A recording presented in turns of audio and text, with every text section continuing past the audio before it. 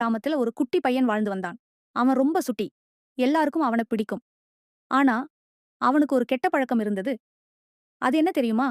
அவன் அடிக்கடி பொய் சொல்லுவான். ஒரு நாள் அவன் திடீர்னு சத்தமா கத்தினா, ஐயோ ஐயோ திருடன் வர்றான்.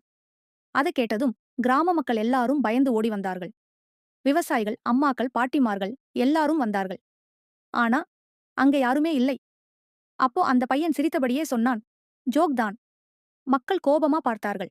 ஆனா எதுவும் சொல்லாமல் போனார்கள். இன்னொரு நாள் மீண்டும் அந்த பையன் கத்தினான்.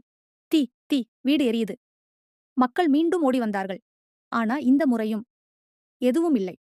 அப்போ மக்கள் சொன்னார்கள், இவன் எப்போதும் பொய்தான் சொல்வான். இவனை இனிமேல் நம்ப வேண்டாம். அந்த நாளிலிருந்து யாரும் அவனை நம்பவில்லை.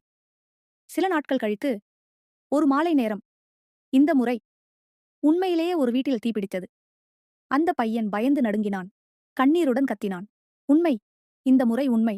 தயவு செய்து வாருங்கள். ஆனா யாரும் வரவே இல்லை. மக்கள் நினைத்தார்கள், இவன் மீண்டும் பொய் சொல்றான். அந்த பையன் தனியாக நின்றான். அவன் கண்களில் கண்ணீர். மனதில் பெரிய வருத்தம். அப்போ அவன் உணர்ந்தான். நான் அடிக்கடி பொய் சொன்னதால இப்போ உண்மை சொன்னாலும் யாரும் நம்பல. அடுத்த நாள் காலை அந்த பையன் தன் அம்மாவின் அருகில் நின்றான். அவன் மனசில் ஒரு முடிவு எடுத்தான். இனி நான் ஒருபோதும் பொய் சொல்ல மாட்டேன். அந்த நாள் முதல் அவன் உண்மையாய் பேசினான்.